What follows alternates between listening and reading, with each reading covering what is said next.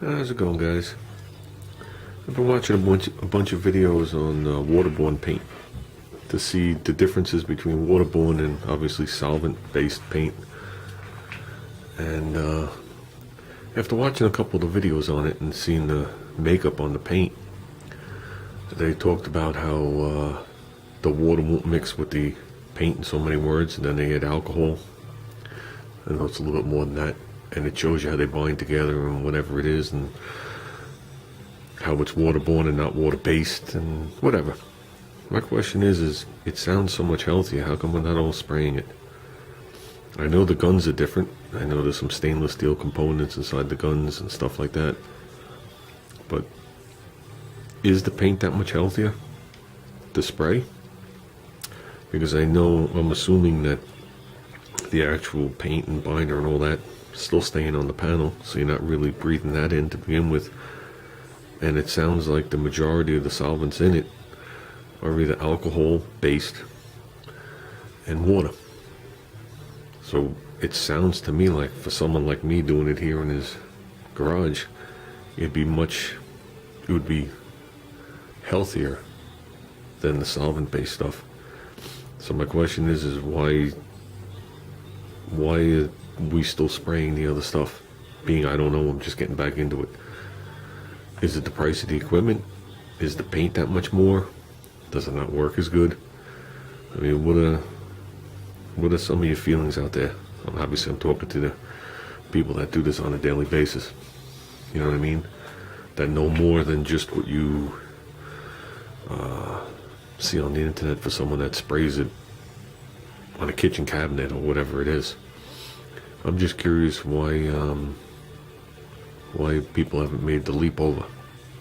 I know some have, but I'm just why it hasn't been like a 100% leap.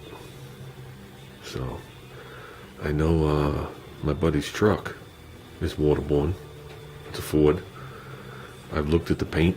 It doesn't look any more textured or orange peely than the stuff I've seen on the cars where I work for Toyota. Going back, I don't know if Toyota might have switched by now, I really don't know, but I'm going back, I can go back at least 10 years. I know they weren't doing it 10 years ago. The texture seems about the same. The paint is compatible, meaning for chip resistant, fade resistant, and corrosion protection. So, well, that's my question, guys. Is it much better for the environment, or is it basically just a loader? If you know what I mean. So I know me and Junior were at the guy Rich's shop the other day for the estimate for my mother's gallant, and I made the mistake of trying to ask him some questions. I should have known. Really good guy, excellent painter, excellent. And I'm not going by the little bit of work he did for me. I'm going by the cause he did for my brother over the years. I'm talking flawless crap, you know, and but not the type of person you'd call if you're ready to commit suicide in the middle of the night, because after talking to him for 5 minutes you'll just either jump or hang yourself. But yeah, tried asking him some questions about the paint and painting this and all that, and we didn't get nowhere.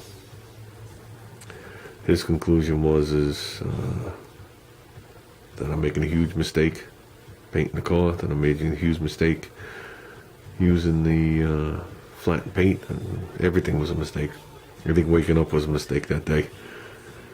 So, but I wanted to pick his brain a little bit on the waterborne, but I gave up after that. So, like I said, if you guys have any input, I'm just curious. I like to do research on everything I do. I've always been like that. So